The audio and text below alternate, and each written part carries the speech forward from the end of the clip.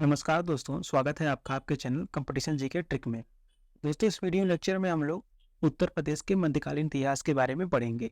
यह video UP PCS RO UP PCS pre और Uttar Pradesh police के सभी एग्जाम के लिए महत्वपूर्ण है। इसके पहले वाले वीडियो में हम लोगों ने कल देखा था, जिसमें हम लोगों ने उत्तर प्रदेश के आधुनिक इतिहास के बारे में पढ़ा था। इसमें हम लोगों ने उत्तर प्रदेश के आधुनिक इतिहास के बारे में सब चीजें देखी थी, जैसे उसमें 1857 की क्रांति, इंडियन नेशनल कांग्रेस का अधिवेशन, ऐसे करके हम लोग खिलाफत आंदोलन, असहयोग आंदोलन, किसान आंदोलन और जो है सारी चीजें हम लोगों ने एक एक करके देखा था। अगर आपने वह वीडियो नहीं देखा है तो जाके देखिए, मैं उसका लिंक डिस्क्रिप्शन में दे दूंगा और यहाँ आप आई बटन पे क्लिक करके भी देख सकते हैं। तो चलिए हम जो है आज मध्यकालीन इतिहास को देखेंगे। तो चलिए हम स्टार्ट करते हैं। तो सबसे पहले मैं आपको बता दूं कि मध्यकालीन इतिहास कब से कब तक को कहा जाता है। तो यह इसका टाइम पीरियड जो होता है वह इसका टाइम पीरियड जो होता है 750 से लेके 1500 तक होता है, लगभग 15वीं शताब्दी तक का। इसके बाद जो होता है वो आधुनिक इतिहास आ जाता है। तो चलिए हम देखते हैं। गुर्जर प्रतिहारों का 9वीं एवं 10वीं शताब्दी में उत्तर प्रदेश के वर्तमान क्षेत्रों पर आधिपत्य कायम रहा। किसका? गुर्जर प्रतिहारों का। इनको वर्ष 1018 से 19 में महमूद गजनवी ने परास्त किया। तो जो गुर्जर प्रतिहार हैं, इनको हराया किसने? मोहम्मद गजनवी ने। कब? 1018 से 19 के बीच में। महमूद गजनवी ने वर्ष 1018 में कन्नौज पर हमला किया और 1019 में उसने यहाँ के जो है 7 किलो पर अपना प्रभुत्व स्थापित कर लिया, मतलब कब्जा कर लिया कन्नौज के किलो पर। इसके बाद प्रतिहारों के पराभव के बाद, मतलब प्रतिहारों के हारने के बाद की घटना, तो प्रतिहारों के पराभव के बाद मध्य देश में, मध्य देश मतलब उत्तर प्रदेश, मध्य प्रदेश, ये वाले क्षेत्र उस टाइम मध्य देश कहे जाते थे। तो मध्य देश में फिर से अराजकता फैल गई। अगर कहीं भी किसी राज्य में अगर कोई शासक नहीं रहेगा तो वहां अराजकता तो फैल जाएगी। शासक जो होता है वो जनता को कंट्रोल करता है। तो उस टाइम ये गुर्जर प्रतिहार लोग हार गए, शासक कोई था ही नहीं, तो अराजकता फैल गई। फिर आगे देखिए, किंतु उसी समय जो है गढ़वाल राजवंश के उदय से शांति एवं सुव्यवस्था पुनः स्थापित हुई। फिर इसके बाद जो है एक राजवंश आया, गढ़वाल राजवंश। तो इससे क्या है कि शांति और सुव्यवस्था वहां पर स्थापित हुई तथा इस क्षेत्र में समृद्धि का नया युग प्रारंभ हुआ। अब देखिए, यहाँ से हमारा मेन फैक्ट स्टार्ट होता है। तो यहाँ देखिए, गहरवाल शासक जयचंद्र की अदूरदर्शिता से चौहान राजा पृथ्वीराज चौहान तृतीय, जिसको पृथ्वीराज चौहान कहते थे, तो पृथ्वीराज तृतीय की 1192 में तराइन के युद्ध में मोहम्मद गोरी के हाथों पराजय हुई। तो याद रखिएगा, तराइन के युद्ध में कब हुआ? तराइन का युद्ध 1192 में। किसके किसके बीच? मोहम्मद गोरी और पृथ्वीराज चौहान के बीच में। और देखिए, और फिर वर्ष 1194 में जयचंद स्वयं भी चंदावर के युद्ध में मारा गया। तो यहाँ आप याद रखिए कि 1194 में चंदावर का युद्ध होता है, किसके किसके बीच? जयचंद और जो है मोहम्मद गोरी के बीच। तो ये फैक्ट याद रखिएगा आप लोग, ये दोनों फैक्ट, तराइन का युद्ध और चंदावर का युद्ध। अब आगे देखिए, 1194 से लेकर 1857 तक उत्तर प्रदेश के अनेक क्षेत्रों पर मुस्लिम शासक व्यवस्था एवं संस्कृति स्थापित रही। तो जो है इसके बाद जो है, अगर हम बात करें चंदावर युद्ध के बाद और 1857 की क्रांति के बीच में, इनके बीच में पूरा जो है उत्तर प्रदेश में मुस्लिम शासन व्यवस्था का स्थापत्य रहा। तो याद रखिएगा ये पॉइंट। इसके बीच जो है कि बहुत सारी चीजें जो है, संस्कृति का विकास हुआ, इंफ्रास्ट्रक्चर, मंदिर, मस्जिद बहुत सारे बने। उसको अभी हम देखिए यहाँ पर पढ़ेंगे। इसके पहले हम देख लेते हैं दिल्ली सल्तनत। तो देखिए, दिल्ली सल्तनत के बारे में, वर्तमान उत्तर प्रदेश का क्षेत्र लगभग प्रारंभ से ही गुलाम वंश के लोगों का साम्राज्य का अंग रहा था। संभल, कड़ा और बदायूं प्रमुख जागीरदारों को सौंप दिए गए थे। ये सब जो क्षेत्र है जागीरदारों को सौंप दिए गए थे। कौन सौंपा था? जो ये सब कुतुबुद्दीन ऐबक, इल्तुतमिश थे। तो देखिए, सौंप दिए गए थे, तथापि पूरा प्रदेश प्राय दिल्ली के सुल्तानों का विरोध करता था। सौंप दिए गए थे लेकिन जो जनता थी वो सुल्तानों का विरोध ही करती थी। 1210 में कुतुबुद्दीन ऐबक की मृत्यु के बाद इल्तुतमिश जो है शासक बना। दिल्ली सल्तनत का शासक बनने से पहले इल्तुतमिश बदायूं का इक्तादार था। तो ये जो बदायूं क्षेत्र है, इल्तुतमिश यहाँ का जो है इक्तादार था। 14वीं शताब्दी में दिल्ली के सुल्तानों का, दिल्ली के तुगलकों का, मतलब दिल्ली के जो सुल्तान थे उनका साम्राज्य तेजी से विघटित होने लगा 14वीं शताब्दी में। और जो है 1394 में ईस्वी में इस क्षेत्र के जौनपुर में एक स्वतंत्र राज्य की स्थापना होती है। जौनपुर जो है उत्तर प्रदेश का जिला है जो कि पूर्वांचल में आता है। इसकी स्थापना जो है जौनपुर में नसरुद्दीन तुगलक के विद्रोही सूबेदार मलिक सरवर ख्वाजा जहां ने की थी। तो नाम याद रखिएगा, मलिक सरवर ख्वाजा का। सरकी शासकों ने 84 वर्षों तक दिल्ली की बादशाहत का जमकर विरोध किया। तो ध्यान रखिएगा, ये जो था मलिक सरवर ख्वाजा, ये कौन से वंश का था? सरकी वंश का। और इन्होंने ही जो है कि जौनपुर में जितनी भी मंदिर, मस्जिद, अटाला मस्जिद, जितने भी सब है, सब यही बनवाए हैं। अभी हम आगे देखेंगे, आप वेट करिए। ये बहुत ही इंपॉर्टेंट टॉपिक है, कई बार एग्जाम में पूछे गए हैं। तो देखिए, तो बादशाहत का सरकी शासकों ने विरोध किया और कन्नौज एवं जो है अन्य सीमांत जिलों पर दिल्ली का प्रभुत्व नहीं माना। मतलब ये लोग माने ही नहीं कि ये सुल्तान लोग यहाँ के जो है सुल्तान हैं, ये जो तुगलक लोग हैं। आगे देखिए, जौनपुर के पृथक हो जाने के 4 वर्ष बाद अर्थात 1398 में, बना कब था? 1394 में। तो देखिए, अर्थात 1398 में भारत पर समरकंद के एक चुगतई तुर्क ने, जिसे तैमूर या तैमूरलंग कहा जाता था, आक्रमण किया। तो तैमूर ने कब आक्रमण किया? 1398 में। देखिए, यद्यपि मुख्य रूप से दिल्ली और पंजाब क्षेत्र तैमूरलंग की बर्बरता तथा पाशविकता का शिकार बना, क्योंकि आपको पता है इंडिया का मैप आप अगर देखें तो ऐसे, तो ये तुगलक लोग इधर से आए थे, जो हिमालय से आ नहीं सकते क्योंकि काफी ऊंचाई है, तो ऐसे आ नहीं सकते, तो इधर से आए। तो सबसे पहले आएंगे तो राजस्थान, पंजाब, दिल्ली में ही तो आएंगे। तो वही कह रहा है कि दिल्ली और पंजाब में ही इनका जो है क्षेत्र था, दिल्ली पंजाब को ही इन्होंने शिकार बनाया था। किंतु दोआब का क्षेत्र भी अछूता न बचा, क्योंकि इसके आगे आएंगे तो दोआब का क्षेत्र आएगा इधर। उदाहरण के लिए मेरठ, हरिद्वार, कटिहार को भी इस आक्रमण की कटुता का अनुभव हुआ। और मेरठ, हरिद्वार, कटिहार आपको पता है कि ये सब आसपास वाले ही क्षेत्र हैं इधर के। अब देखिए, लोधी राजवंश के संस्थापक कौन थे? बहलोल लोधी। तो ये तो आपको पता ही है, बाकी नहीं पता है तो याद रखिए। तो बहलोल लोधी ने वर्ष 1478 में जौनपुर पर अधिकार कर लिया और इसने भी जौनपुर में काफी कार्य किए थे। तो देखिए, किंतु दोआब का अधिकांश क्षेत्र अनेक हिंदू एवं मुसलमान सरदारों के अधीनस्थ रहा। देखिए, सिकंदर लोधी जो कि इसी लोधी राजवंश का ही शासक था, सिकंदर लोधी। तो सिकंदर लोधी ने 1504 में आगरा शहर की स्थापना की तथा 1506 में उसे अपनी राजधानी बना लिया। तो यह जो है क्वेश्चन कई बार एग्जाम में पूछा गया है कि किसने जो है आगरा की स्थापना की? तो सिकंदर लोधी। और किसने अपनी जो है आगरा को अपनी राजधानी बनाया? तो सिकंदर लोधी। दोनों का आंसर है। आगरा की स्थापना कब होता है? 1504 में, याद रखिएगा।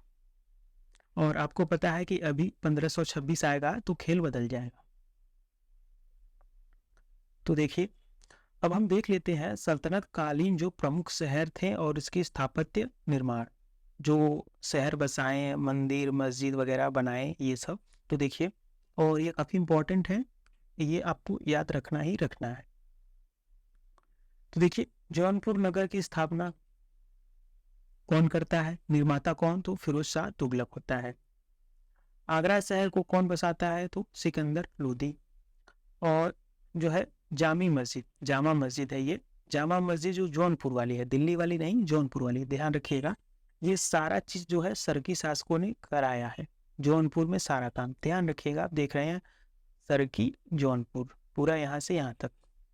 तो इतना तो आप कंफर्म रखिए कि अगर जौनपुर की बात आएगी तो सरकी शासक ही होंगे। देखिए, तो जामा मस्जिद का निर्माण हुसैन शाह सरकी ने कराया। लाल दरवाजा हुसैन शाह सरकी ने कराया। तो दोनों जो है जामा मस्जिद, लाल दरवाजा किसने कराया? हुसैन शाह सरकी ने। और अटाला मस्जिद और जजरी मस्जिद जो है यह किसने बनवाया था? इब्राहिम शाह सरकी ने, दोनों। और जो है अटाला मस्जिद और जजरी मस्जिद एग्जाम में पूछा जा चुका है यूपीपीसीएस के प्री में। तो जामा मस्जिद हुसैन शाह सरकी ने बनवाया और अटाला मस्जिद, जजरी मस्जिद जो है इब्राहिम शाह सरकी। और बदायूं का जो जामा मस्जिद है वह इल्तुतमिश ने बनवाया था। क्यों? क्योंकि अभी हमने यहाँ पढ़ा कि ये जो इल्तुतमिश था, देखिए इल्तुतमिश कहाँ का इक्तादार था? कहाँ? जो ये बदायूं का ही इक्तादार था इल्तुतमिश। तो अगर ये इक्तादार था, अगर वहाँ का शासक बनता है तो वहाँ के लिए कुछ तो लॉलीपॉप देगा ही। तो ये जामा मस्जिद बनवाया। अब चलिए दोस्तों हम देखते हैं मुगल काल के बारे में। तो मैंने बताया था कि 1526 में खेल पूरा बदल जाएगा। तो देखिए, बाबर ने पानीपत की लड़ाई में, कब हुआ था? 1526 में। लोधी वंश के अंतिम शासक इब्राहिम लोधी को परास्त कर आगरा पर अधिकार स्थापित किया। तो सिकंदर लोधी के बाद जो शासक आता है इब्राहिम लोधी आता है। तो बाबर ने जो है कि पानीपत की लड़ाई में किसे हराया? इब्राहिम लोधी को। कब हुआ था? 1526 में। और यह जो है कि सबसे पहले आगरा पे अधिकार करता है। इसके बाद भी अफगानों ने गंगा घाटी में संभल, जौनपुर, गाजीपुर, कालपी, इटावा और कन्नौज में अपना जो है प्रतिरोध जारी रखा। मतलब लड़ाई मारकाट जो है चल रहा था बैकग्राउंड में अफगानों ने, तथा कड़ी लड़ाई के बाद ही आत्मसमर्पण किया। तो सबको हराया किसने? बाबर ने। शेरशाह जो है जौनपुर के एक छोटे जागीरदार जो है हसन खान का पुत्र था। तो ये शेरशाह। अब शेरशाह के बारे में आप जानते ही हैं। तो यहाँ दो प्लेयर हैं, बाबर के बारे में हमने देख लिया। अब शेरशाह के बारे में देखिए। तो शेरशाह जौनपुर के छोटे जागीरदार हसन खान का पुत्र था और शेरशाह का भी जो कनेक्शन है जौनपुर से काफी है। देखिए, उसके बचपन का नाम फरीद था। एग्जाम में पूछा जा चुका है कि शेरशाह के बचपन का नाम क्या था। अगर यूपी पीसीएस की आप बात करें तो यूपी पीसीएस को शेरशाह के बारे में पूछने में बहुत मजा आता है। ये कई सारे क्वेश्चन बनाता है यहाँ से। तो देखिए, और इसका बचपन का नाम फरीद था और बहार खान लोहानी ने जो है उसे शेख खान की उपाधि प्रदान की थी। तो याद रखिएगा। अब देखिए, 1530 में शेरशाह ने चुनार के किले पर अधिकार जो है स्थापित कर लिया। 1530 में शेरशाह ने चुनार का किला भी जीत लिया। 1540 में बिलग्राम के युद्ध में, बिलग्राम मतलब चाहे कन्नौज का युद्ध बोला जाए चाहे बिलग्राम का, एक ही बात है। तो 1540 में कन्नौज के युद्ध में हुमायूं और शेरशाह के बीच युद्ध हुआ। इस युद्ध में पराजित होने के बाद जो है दिल्ली पर शेरशाह का अधिकार हो गया। तो अब देखे हैं, ये जो हुमायूं है बाबर का लड़का था। तो इसको हुमायूं को हराने के बाद शेरशाह जो है दिल्ली पे कब्जा कर लेता है, दिल्ली, आगरा, सब जगह पर। शेरशाह सूरी की 1545 में कलिंजर के प्रसिद्ध किले पर अधिकार करने के दौरान ही बारूद विस्फोट में मृत्यु हो गई। अब कलिंजर का किला कहाँ है यह भी एग्जाम में पूछा जा चुका है। तो याद रखिएगा कलिंजर। देखिए अभी आगे लिखा ही है। तो शेरशाह सूरी की मृत्यु कब होता है? 1545 में जो है बारूद के विस्फोट से। और कलिंजर वर्तमान में बांदा उत्तर प्रदेश में है। तो यही बात डायरेक्ट पूछा गया था। आप शायद अगर मेरा प्रीवियस ईयर क्वेश्चन का वीडियो देखे होंगे तो उसमें मैंने बताया था कि कलिंजर का किला, डायरेक्ट क्वेश्चन था कि कलिंजर का किला कहाँ स्थित है? तो बांदा में। चाहे कलिंजर जगह ही है, कलिंजर का किला। अब आगे देखिए, मुगल काल में हिंदुस्तान का, जैसा कि तत्कालीन मुसलमान इतिहासकार उत्तर प्रदेश को कहते थे, जो है महत्वपूर्ण अंशदान रहा। अकबर के दो प्रसिद्ध मंत्री टोडरमल और बीरबल इसी क्षेत्र के थे और जब तक कि शाहजहां के समय में दिल्ली को राजधानी नहीं बनाया गया था तब तक जो है आगरा ही मुगल साम्राज्य की राजधानी रही।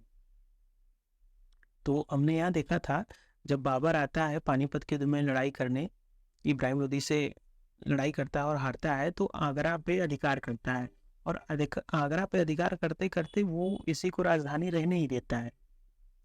क्योंकि हमने देखा था यहाँ कि सिकंदर लोदी आगरा को जो है राजधानी बनाया ही था। तो सबसे पहले कहानी आगरा कहाँ से स्टार्ट होती है? सिकंदर लोदी से। सिकंदर लोदी ने आगरा शहर स्थापित किया, राजधानी बसाया, और सिकंदर लोदी के बाद शासक कौन आता है? इब्राहिम लोदी। इब्राहिम लोदी को हरा देते हैं बाबर, और आगरा राजधानी रहता ही है, तो यह जो है बाबर भी मान लेते हैं कि आगरा ही रहेगा। फिर कहानी यहाँ बदल जाती है, शाहजहां आते हैं और जो है ये दिल्ली को राजधानी बना देते हैं। तो देखिए, जब तक कि शाहजहां के समय में दिल्ली को राजधानी नहीं बनाया गया था, तब तक आगरा ही मुगलों की जो है राजधानी रही। औरंगजेब के शासनकाल में ही बुंदेलखंड के वीर छत्रसाल के नेतृत्व में विद्रोह का बिगुल जो है बजा दिया। बुंदेलों की यह लड़ाई रुक रुक कर लगभग 50 साल तक चली। छत्रसाल को पेशवा बाजीराव की सहायता स्वीकार करनी पड़ी, और पेशवा जो है बाजीराव, आपको पता है, यह मराठा साम्राज्य के थे। तो ये दोनों मिलके जो है लड़ाई करते थे। इस प्रकार उत्तर प्रदेश में मराठा के पैर जमे। तो मराठा के पैर कैसे जमे, एग्जाम में पूछा जाए तो बुंदेलखंड के जो राजा थे वीर छत्रसाल, ये इनको इनवाइट किए थे, किसको? पेशवा बाजी राव। आगे देखिए, स्वयं अवध का स्थानीय सूबेदार कौन था? शहादत खान 1732 में स्वतंत्र हो गया, अपने आप को स्वतंत्र घोषित कर दिया। और आपको पता है 1732 चल रहा है, तो 1707 में जो औरंगजेब की मृत्यु हो जाती है, तो वही वाली हाल होती है जो कि हमने यहाँ देखा था कि कोई जो है शासक है ही नहीं मजबूत। तो जो है कि अराजकता फैल गई, शांति व्यवस्था है ही नहीं। तो इसकी मृत्यु के बाद जो है सब लोग आसपास के अपने आप को स्वतंत्र घोषित कर रहे थे। तो इसी में जो है सूबेदार शहादत खान ने भी खुद को स्वतंत्र घोषित कर दिया। उसके बाद उसने उत्तराधिकारी 1856 ईस्वी तक राज्य करते रहे। इसके जो शहादत खान के उत्तराधिकारी है 1856 तक शासन करते रहे। देखिए, इसी समय रोहेलों ने भी स्वतंत्र राज्य कायम कर लिया, और जो है 1774 तक रोहेलखंड के अधिपति बने रहे। उक्त वर्ष अवध के नवाब ने उन्हें ईस्ट इंडिया कंपनी की सहायता से परास्त किया। तो अवध के जो नवाब थे, इन लोगों को, जो ये सूबेदार थे, इनको ईस्ट इंडिया कंपनी की सहायता लेकर इनको हरा दिए। कुछ समय तक मराठों ने गंगा यमुना दोआब पर अपना आधिपत्य जमाने के प्रयास किए, किंतु 1761 में होता है पानीपत की तीसरी लड़ाई, और यहाँ मराठा जाते हैं हार। अब देखिए, राज्य में मुगल कालीन स्थापत्य कला के कुछ नमूने, मतलब जो स्थापत्य कला वगैरह है, उनके कुछ जो है एग्जाम्पल देखिए। और यहाँ देखिए, प्रमुख स्थापत्य निर्माण कौन है, मतलब निर्माण और निर्माता के बारे में पढ़ेंगे, कौन उसे बनवाया। तो देखिए यहाँ पर, अब देखिए, जामी मस्जिद संभल वाली और बाबरी मस्जिद अयोध्या वाली कौन बनवाया? बाबर ने। फतेहपुर सीकरी शहर किसने बसाया? अकबर ने। आगरा का किला, इलाहाबाद का किला अकबर ने बनवाया। और देखिए, जहांगीरी महल आगरा का किसने बनवाया? आगरा, वो अकबर ने। शेख सलीम चिश्ती का मकबरा फतेहपुर सीकरी में है, तो याद रखिएगा, ये क्वेश्चन पूछा गया था कि शेख सलीम चिश्ती का मकबरा कहाँ है, तो फतेहपुर सीकरी में। और बनवाया किसने था? तो अकबर ने। बुलंद दरवाजा फतेहपुर सीकरी में है, बनवाया किसने? अकबर ने। फतेहपुर सीकरी का पंचमहल, खास महल, जोधाबाई महल और बीरबल महल तथा जामा मस्जिद, ये जो है किसने बनवाया? अकबर ने। अब ध्यान दीजिए, एग्जाम में जो है कि लगभग सारी चीज़ों से ये भी पूछा गया है। बुलंद दरवाजा पूछा गया, शेख सलीम वाला तो पूछा ही गया है। जहांगीरी महल अभी तक शायद मैंने नहीं देखा कि पूछा गया है, लेकिन आगरा का किला पूछा गया है, इलाहाबाद का किला भी पूछा जा चुका है, और फतेहपुर सीकरी किसने बसाया? अकबर ने, ये भी पूछा जा चुका है। तो ये सब सारी चीज़ें लगभग यहाँ से क्वेश्चन आ चुके हैं और आगे भी आएंगी। इत्मादुद्दौला का मकबरा इत्मादुद्दौला का मकबरा किसने बनवाया? तो नूरजहां ने। याद रखिएगा। अकबर का मकबरा जो सिकंदराबाद में है, कौन बनवाया?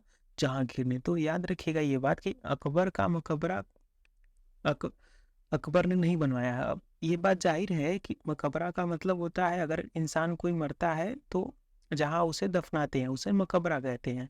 तो इंसान जो है खुद अपना मकबरा कैसे दफना सकता है? तो याद रखिएगा जहांगीर ने बनवाया था।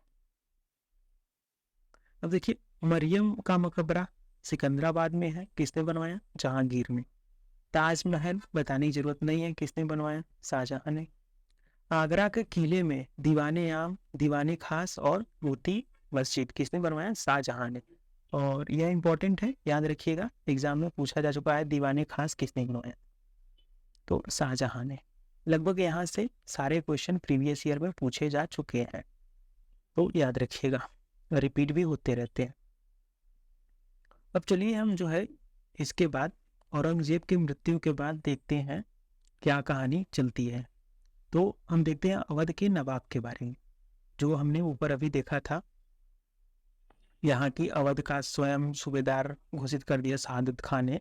तो वहाँ क्या चल रहा था वो देखते हैं। तो देखिए शहादत खान बुरहान उल मुल्क एक शासक था। इसका कार्यकाल कब चलता है? 1732 से 1739 तक। आप यहाँ देख सकते हैं कि ये शहादत खान का पूरा नाम ही वही है। शहादत खान का पूरा नाम क्या है? शहादत खान बुरहान उल मुल्क। अब देखिए शहादत खान 1732 में अवध का नवाब बना। 1732 में ही उसने एक स्वायत्त राज्य के रूप में अवध की स्थापना की। तो अवध की स्थापना किसने की? शहादत खान ने। कब? 1732 में। 1733 में शहादत खान ने किसानों की जमींदारी शोषण से बचाने हेतु जो है नए भू राजस्व एवं भू लगान व्यवस्था की शुरुआत की। तो याद रखिएगा कि जो है अवध में भू राजस्व भू लगान व्यवस्था नई व्यवस्था किसने शुरू किया था? तो शहादत खान ने। 1739 में नादिर शाह के विरुद्ध लड़ाई में दिल्ली में उसे बंदी बना लिया गया और उसने जो है आत्महत्या कर ली। तो अब जो है नादिर शाह के बारे में कहानी चलेगी। तो याद रखिएगा बात कि शहादत खान को जो है किसने हराया? तो नादिर शाह ने। कब? 1739। अब देखिए सफदर जंग। अब इसके बाद जो है सफदर जंग आता है। इसका कार्यकाल कब चलता है? 1739 से 1754 तक, क्योंकि यह 1739 तक शहादत खान का शासन चलता है। देखिए सफदर जंग 1739 में अवध का नवाब बना। 1748 में उसे मुगल साम्राज्य का वजीर बनाया गया तथा इलाहाबाद का प्रांत भी सौंप दिया गया। अब यही अपना प्यारा इलाहाबाद। सफदर जंग के उत्तराधिकारी नवाब वजीर कहलाने लगे। तो इसके जो सफदर जंग थे, इनके जो उत्तराधिकारी आए उसे नवाब वजीर कहने लगे। अब देखिए अगला शासक आता है 1754 के बाद शुजाउद्दौला। तो शुजाउद्दौला आता है। अगला शासक आता है शुजाउद्दौला। तो शुजाउद्दौला 1754 में अवध का जो है नवाब वजीर बना। अभी हमने देखा कि जो है अब यहाँ के शासक को नवाब वजीर कहेंगे। तो ये अवध का नवाब वजीर बना। कौन? शुजाउद्दौला। तो देखिए इसने मुगल सम्राट शाह आलम द्वितीय के साथ 1754 में हुए बक्सर के युद्ध में ब्रिटिश ईस्ट इंडिया कंपनी के विरुद्ध युद्ध लड़ा। और इसके पहले शायद इसमें मेंशन नहीं है, तो याद रखिएगा कि 1757 में प्लासी का युद्ध होता है। प्लासी का युद्ध। तो यह बात याद रखिएगा। तो बक्सर के युद्ध में ब्रिटिश इंडिया कंपनी के विरुद्ध युद्ध किया।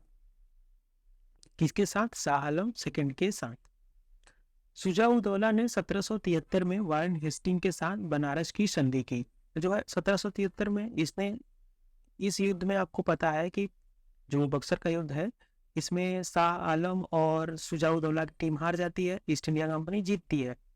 तो युद्ध हारने के बाद जो है शुजाउद्दौला ने बनारस की संधि की इसके साथ वारेन हेस्टिंग, उस टाइम का जो गवर्नर था वारेन हेस्टिंग था। इस संधि के तहत उसने प्रयागराज एवं कड़ा, प्रयागराज के बगल में ही कड़ा जो है क्षेत्र है, पुनः खरीदा तथा ब्रिटिश सेना को अवध में रखने हेतु सहमति प्रदान की।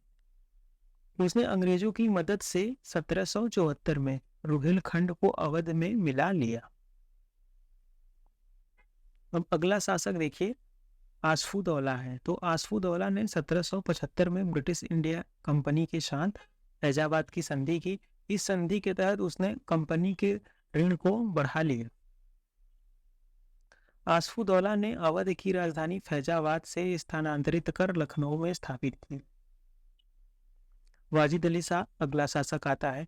वाजिद अली शाह अवध का अंतिम नवाब बनता है। तो अवध का अंतिम नवाब है, तो याद रखिएगा अवध का पहला नवाब कौन था? तो शहादत खान था। अंतिम कौन है? वाजिद अली शाह।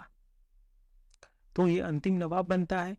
लॉर्ड डलहौजी ने 1856 में अवध को ब्रिटिश साम्राज्य में मिला लिया तथा नवाब को पेंशन देकर कलकत्ता में निर्वासित कर दिया, कलकत्ता भेज दिया और इन्हें बोला कि आप नवाब तो रहेंगे लेकिन नाम के मैं आपको पेंशन दूंगा। तो याद रखिएगा, कुल मिलाकर कहानी याद रखिए कि वाजिद अली शाह जो है अंतिम नवाब बनता है और लॉर्ड डलहौजी जो है 1856 में अवध को ब्रिटिश राज में मिला लेता है और नवाब को जो है पेंशन पे कलकत्ता भेज देता है। अब दोस्तों ये सारी चीज़ें हमने पढ़ ली जो है मध्यकालीन इतिहास के बारे में, उत्तर प्रदेश के मध्यकालीन इतिहास के बारे में पढ़ लिया। अब इस पे हम कुछ जो है महत्वपूर्ण परीक्षा उपयोगी जो है प्रश्नों को देख लेते हैं, क्वेश्चन को सॉल्व कर लेते हैं। इससे हो सकता है क्वेश्चन से डायरेक्ट मामला फंस जाए एग्जाम में, तो अच्छी बात है।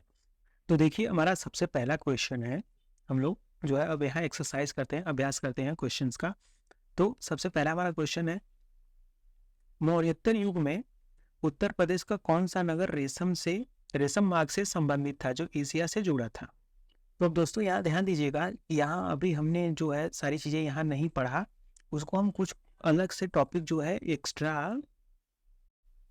एक्स्ट्रा क्वेश्चन हम यहाँ अगर सॉल्व करेंगे तो जो वहाँ नहीं पढ़ा यहाँ जान जाएंगे। तो देखिए मौर्योत्तर युग में कह रहा है, मौर्य के बाद के जो युग है उसको मौर्योत्तर युग कहते हैं। तो मौर्योत्तर युग में उत्तर प्रदेश का कौन सा नगर रेशम मार्ग से तो कौन सा मार्ग जो है संबद्ध था, जो एशिया से जुड़ा था? रेशम मार्ग पूछ रहा है। तो देखिए यहाँ आगरा, वाराणसी, मथुरा और इलाहाबाद जो है वर्तमान में प्रयागराज। तो यह रेशम मार्ग कौन था? तो मथुरा जो है उस टाइम मौर्योत्तर युग के टाइम में रेशम मार्ग से संबंधित था, तो मथुरा। अगला क्वेश्चन, सिराज ए हिंद किस नगर को कहा जाता है? तो हमने जो है जौनपुर के बारे में पढ़ा लेकिन सिराज ए हिंद नहीं पढ़ा। तो जौनपुर को जो है सिराज ए हिंद कहा जाता है, याद रखिएगा। क्वेश्चन जो है सॉल्व करने का, प्रैक्टिस करने का यही मतलब है कि हमने जो वहाँ नहीं पढ़ा वो हम एक्स्ट्रा इन्फॉर्मेशन यहाँ ले लेंगे तो हमारे लिए बेनिफिशियल होगा। ऐसे हमारा जो है मध्यकालीन इतिहास से कुछ भी क्वेश्चन छूटेंगे नहीं, ऐसा हम लोग कोशिश करेंगे। तो देखिए अगला क्वेश्चन, निम्नलिखित में से कौन सा युग्म सही सुमेलित नहीं है? इधर दिया है प्रमुख, स्थापत्य और निर्माता। तो ये चीजें तो हमने पढ़ा था, पूछ रहा है कौन सा नहीं सुमेलित है। तो देखिए जामा मस्जिद संभल का बाबर ने बनवाया था, ये देख लीजिए आप यहाँ पर, जामा मस्जिद संभल का और बाबरी मस्जिद बाबर ने बनवाया था अयोध्या। और अयोध्या का बाबरी मस्जिद तो आपको बताने की जरूरत है नहीं, राम मंदिर और बाबरी मस्जिद का विवाद तो ये तो आपको पता ही है। बाकी की जामा मस्जिद जो किसने बनवाया? बाबर ने संभल का। जामा मस्जिद कई जगह है, ये बात याद रखिएगा, जैसे संभल में है, दिल्ली में है और आपने देखा कि जौनपुर में भी है, तो ध्यान दीजिएगा। तो मतलब पूछा है कौन सा सही नहीं है, तो ये तो सही है। इलाहाबाद का किला अकबर ने बनवाया था, ये बात पता है। इत्माद-उद-दौला का मकबरा किसने बनवाया था? नूरजहां ने। तो यहाँ देखिए ये इत्माद-उद-दौला का मकबरा आगरा में है, किसने बनवाया? नूरजहां ने, ये भी सही है। अकबर का मकबरा अकबर ने बनवाया। अब देखिए यहाँ अगर आपको ये क्वेश्चन दे दिया जाए कि अकबर का मकबरा खुद अकबर कैसे बनवा सकता है, तो ये क्वेश्चन आपको अगर नहीं पता है ये भी तो भी इजी है। अब आपको नहीं पता है कि अकबर का मकबरा किसने बनवाया, लेकिन खुद अकबर ने तो नहीं बनवाया होगा, तो ये गलत है। तो पूछा है नहीं, तो हमारा आंसर डी है। अकबर का मकबरा किसने बनवाया? शाहजहां ने। तो देखिए सबसे पहला जो मुगल काल का मुगल शासक तो सबसे पहला बाबर था, फिर हुमायूं, फिर अकबर, फिर जहांगीर, फिर शाहजहां, फिर जो है औरंगजेब। तो ये अकबर जो है, अकबर का मकबरा इसने बनवाया, तो इसके बाद का ही शासक बनवाया। अगर जैसे अगर कोई उत्तराधिकारी आ रहा है उसका, तो अकबर का मकबरा तो उत्तराधिकारी ही बनवाएगा ना। तो बाबर, हुमायूं, अकबर, जहांगीर, शाहजहां, औरंगजेब, ये इसका ट्रिक है। अगर आपको नहीं पता है भाषा तो देख लीजिए। तो याद रखिएगा कि अकबर के जो आगे के शासक थे वही उसका मकबरा बनवाते हैं। तो कौन बनवाता है? जहांगीर।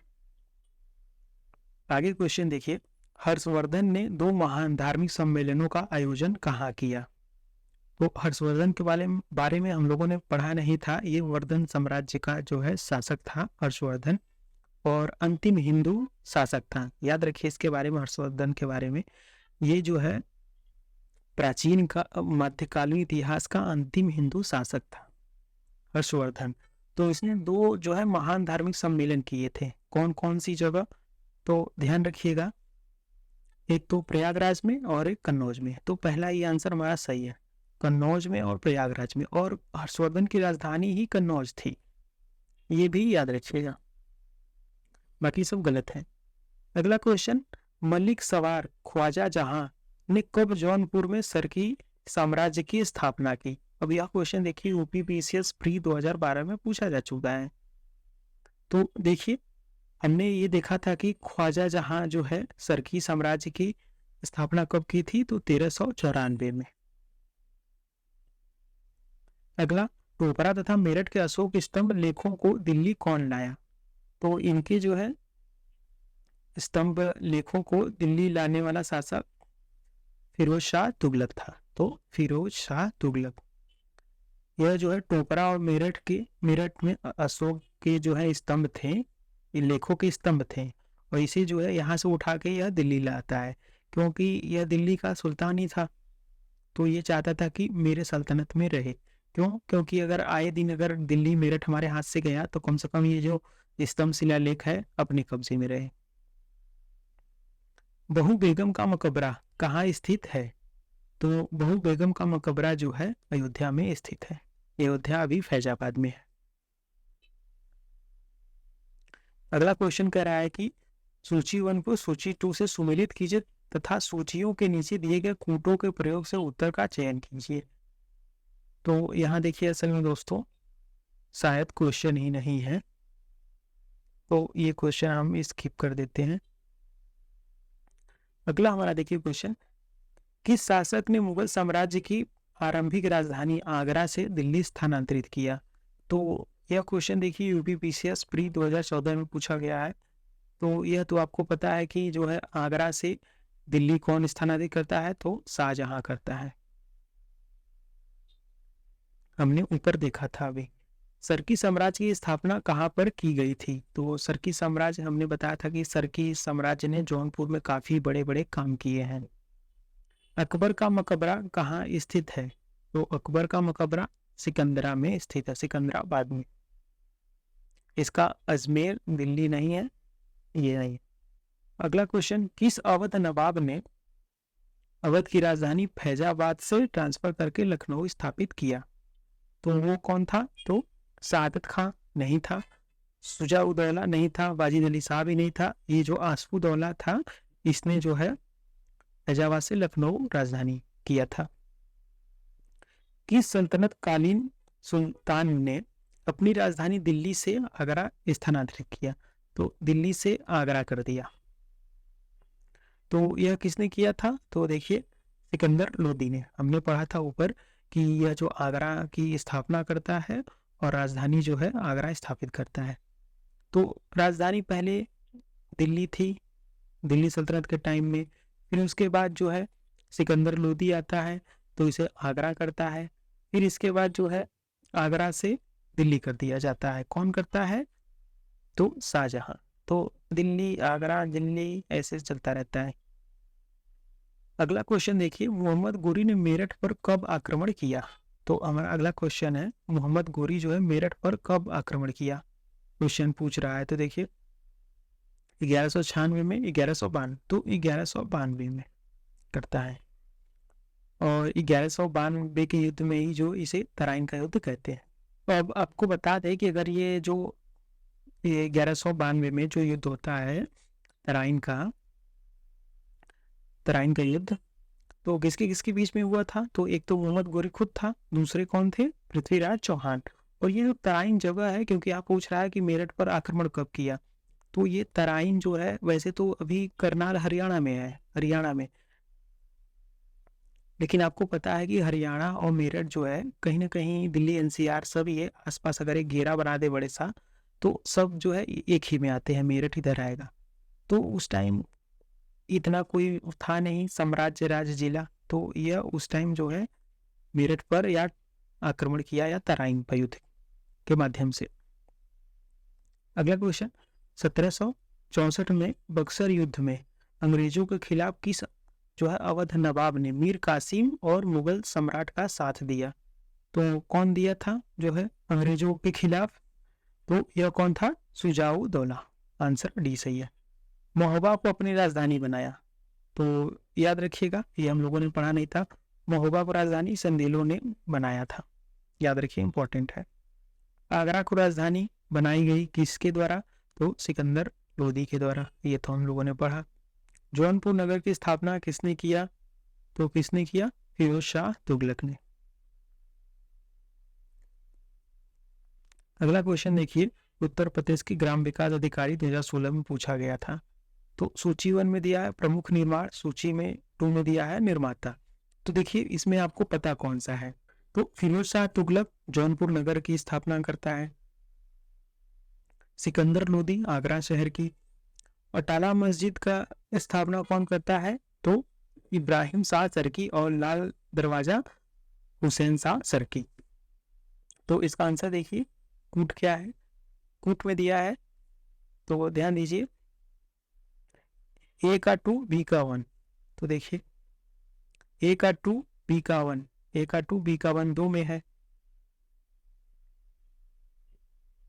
और सी का 4 डी का 3, सी का 4 डी का 3, तो हमने सही मिलाया है, तो हमारा जो ऑप्शन ये होगा वो सही है। तो याद रखिएगा कि अटाला मस्जिद और लाल दरवाजा, हुसैन शाह सरकी ने लाल दरवाजा कराया था, अटाला मस्जिद का इब्राहिम शाह सरकी ने। अगला क्वेश्चन, राजा अकबर के दरबारी बीरबल का संबंध किस स्थल से है या किस स्थल से था? तो कौन से स्थल से था? तो जो बीरबल का संबंध वाराणसी से था। आगरा की स्थापना किसने की? पीसीआर 2004 में पूछा गया। तो आगरा का जो है सिकंदर लोदी स्थापना करता है। अब्दुल कादिर बदायूनी कहाँ से संबंधित थे, क्या संबंध रखते थे? तो बदायूनी बदायूं से। सूरजमल जाट की राजधानी थी, तो कहाँ थी? मथुरा। अवध को कुशासन के आधार पर कब जो है ब्रिटिश साम्राज्य में मिला लिया गया? यूपी लेखपाल 2016 में यह क्वेश्चन पूछा गया। तो जो है 1856 में हमने देखा था कि डलहौजी जो है 1856 में अवध को जो है अपने साम्राज्य में मिला लेता है, और वहाँ के जो नवाब हैं उनको कोलकाता भेज देता है। अगर मैं आपको दिखाऊं, यहाँ डलहौजी जो है 1856 में अवध को ब्रिटिश राज्य में मिला लिया, और नवाब को पेंशन देकर कलकत्ता भेज दिया। कौन से नवाब को? वाजिद अली शाह को। तो डलहौजी, तो उस टाइम डलहौजी की एक नीति थी डॉक्ट्राइन ऑफ लैप्स, जो है व्यवगत का सिद्धांत, उसके तहत वो जो कुशासन के आधार पे शासन को ब्रिटिश में मिला लेता था। अगला क्वेश्चन, अकबर के नौरत्नों में एक टोडरमल उत्तर प्रदेश के एक टोडरमल थे, तो उत्तर प्रदेश के किस राज्य से संबंधित थे पूछा जा रहा है। तो यह जो है सीतापुर से थे, तो याद रखिएगा टोडरमल का संबंध सीतापुर से था। सूर्यवंश की स्थापना किसने की थी? तो सूर्यवंश की स्थापना शेरशाह सूरी ने किया था। रूमी दरवाजा कहाँ है? तो लखनऊ में है ये। अबुल फजल का जन्म कहाँ हुआ था? तो अबुल फजल का जन्म आगरा में हुआ था। आगरा की स्थापना कब की गई? तो आगरा की स्थापना 1504 में की गई थी। शहीद महल की पहचान किस स्थल के रूप में हुई है? तो ये जो शहीद महल जो है इसकी पहचान किस स्थल के रूप में हुई है? तो श्रावस्ती जगह से। किस मुगल बादशाह के विरुद्ध जौनपुर में फतवा जारी हुआ था? तो किसके विरुद्ध हुआ था? तो अकबर के विरुद्ध हुआ था। अकबर द्वारा बनाई गई कौन सी इमारत का नक्शा बौद्ध विहार की तरह है? तो अकबर द्वारा कौन सा ऐसा इमारत है जिसकी नक्शा बौद्ध विहार जैसा लगता है? तो वह कौन सा है? तो पंचमहल है। अब आगे देखिए, अगला क्वेश्चन कह रहा है मुगल स्थापत्य के प्रसिद्ध निर्माण जो है बुलंद दरवाजा को किस स्थान पर बनाया गया है? तो जो है बुलंद दरवाजा को कौन से स्थान पर बनाया गया है? तो फतेहपुर सिकरी। पता है आपको। शेरशाह सूरी की मृत्यु किस स्थान पर हुई थी? तो शेरशाह सूरी जो है कलिंजर की जगह पर हुई थी। कलिंजर कहाँ है? झांसी में है। और आपको पता है यहीं पर बम विस्फोट हो गया था और इसकी मृत्यु हो गई थी। औरंगजेब के शासनकाल में बुंदेलखंड में किसके नेतृत्व में विरोध हुआ था या विद्रोह हुआ था? तो यह जो है छत्रसाल के नेतृत्व में। अवध का अंतिम नवाब कौन था? तो अवध का अंतिम नवाब जो है वाजिद अली शाह था। हमने देखा था ऊपर। निम्नलिखित में से कौन सा सही सुमेलित नहीं है? जौनपुर की स्थापना किसने कराया? फिरोज शाह तुगलक में। सही बात है। आगरा सिकंदर लोदी ने किया। एकदम सही बात है। फतेहपुर सीकरी अकबर ने। अयोध्या जो है औरंगजेब ने नहीं किया था। तो हमारा आंसर जो है वह डी सही है। आगे देखिए, अगला क्वेश्चन कह रहा है कि मुगल स्थापत्य के संदर्भ में कौन सा कथन सही नहीं है? शेख सलीम चिश्ती का मकबरा अकबर द्वारा निर्मित स्थापत्य है। सही बात है। औरंगजेब ने आगरा में इत्माद-उद-दौला का मकबरा निर्मित करवाया। यह बात गलत है। ताजमहल आगरा में स्थित शाहजहां की कृति है। सही बात है। आगरा के किले में जहांगीर महल का निर्माण अकबर ने कराया। तो यह बात बिल्कुल सही है। तो हमारा कथन गलत कौन सा है? तो ये 20 जो है गलत है। आंसर 20 सही है। तो दोस्तों इस वीडियो लेक्चर में हम लोगों ने जो है कि उत्तर प्रदेश के मध्यकालीन इतिहास के बारे में पूरा डिटेल से चर्चा किया और एक एक चीज़ें हम लोगों ने देखा। जो चीज़ें छूट गई थी वो हम लोगों ने क्वेश्चन अभ्यास के माध्यम से भी देखा। हमने कोशिश किया कि कोई भी जो है क्वेश्चन यहाँ छूटे ना। तो यह वीडियो हमारा मध्यकालीन इतिहास का था उत्तर प्रदेश के। तो हमारा वीडियो यहीं पर समाप्त होता है। अगर आपको PDF चाहिए तो हमारा Telegram channel competition GK trick 2024 आप ज्वाइन कर लीजिए। वहाँ से आप PDF प्राप्त कर सकते हैं। बाकी अगर आपको वीडियो अच्छा लगा है तो वीडियो को लाइक कीजिए, दोस्तों के साथ शेयर कीजिए और आपको कैसा लगा कमेंट करके ज़रूर बताइए हमें। धन्यवाद दोस्तों।